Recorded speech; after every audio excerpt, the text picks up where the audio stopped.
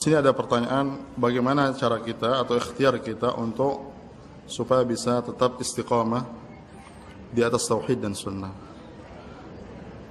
Pertama, kita berdoa kepada Allah Subhanahu wa taala.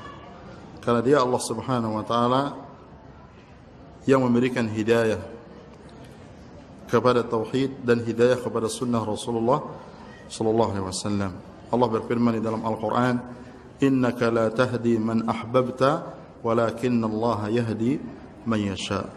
Sungguhnya engkau Muhammad tidak bisa memberikan hidayah taufik kepada orang-orang yang engkau cintai, tapi Dia Allah Subhanahu wa taala memberikan hidayah kepada siapa saja yang Dia kehendaki. Jadi pertama kita berdoa kepada Allah Subhanahu wa taala, kedua kita belajar, talabul ilm, menuntut ilmu, ya, dan itu wasilah besar untuk kita memahami akidah yang benar.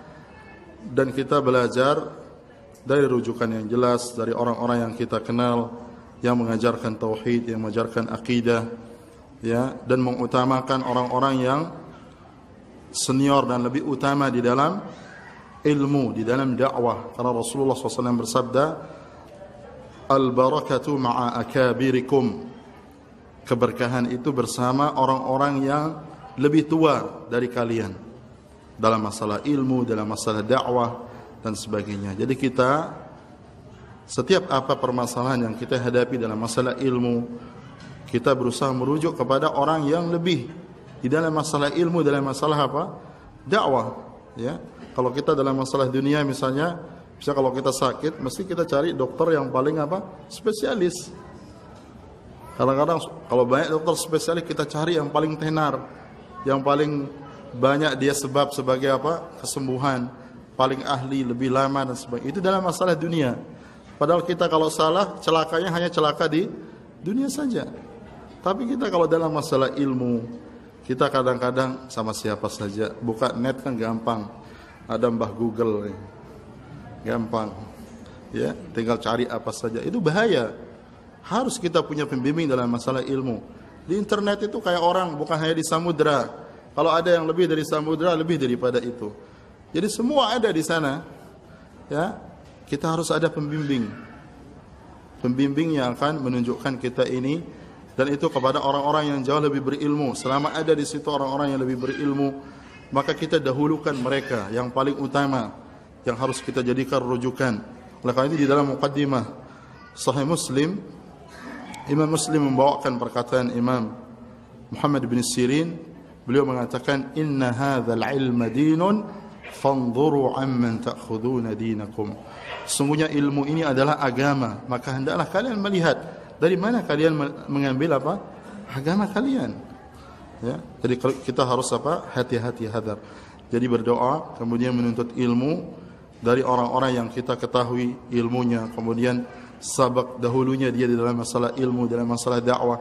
Itu yang kita utamakan, menghadiri majelis ilmu dan bersegera kepada amal saleh dan seterusnya, ya, dan melaksanakan kebajikan apa saja yang kita dimudahkan oleh Allah dengan sekemampuan apa yang bisa kita lakukan, bersegera. Karena itu kita bawakan dari hadis Rasulullah SAW yang sahih, ya, tentang bersegera kepada amalan untuk kita bisa selamat dari apa? Dari fitnah, ya, sekecil apapun, dan Allah tidak membebani kita kecuali dengan apa? Kecuali dengan kemampuan, ya, dan semua itu adalah di tangan Allah Subhanahu wa taala. Kita harus banyak berharap, ya, husnudzan kepada Allah bahwa kita di atas iman dan hidup di atas Islam dan sunnah, dan kita berharap dan berdoa agar kita dimatikan di atas iman dan sunnah. Di dalam sebuah hadis qudsi Allah berfirman, ana 'inda dhanni 'abdi bi in khairan fa khairun wa in syarran fa syarrun. Aku bergantung kepada prasangka hambaku. Kalau dia berprasangka baik, maka akan aku berikan dia kebaikan. Kalau dia berprasangka buruk, maka dia akan mendapatkan apa? Keburukan. Jadi kita berprasangka baik kepada Allah setelah kita berdoa, setelah kita menuntut ilmu dan menghadiri majelis ilmu.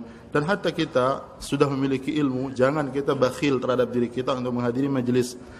Tadi di awal kajian kita sebutkan keutamaan orang hadir di majelis di masjid mengkaji Al-Quran. Kalau kita belajar di tempat lain, bahkan sendiri, kan sekarang orang mudah sekarang untuk belajar untuk ilmu ini. Tinggal buka program ini semua ada.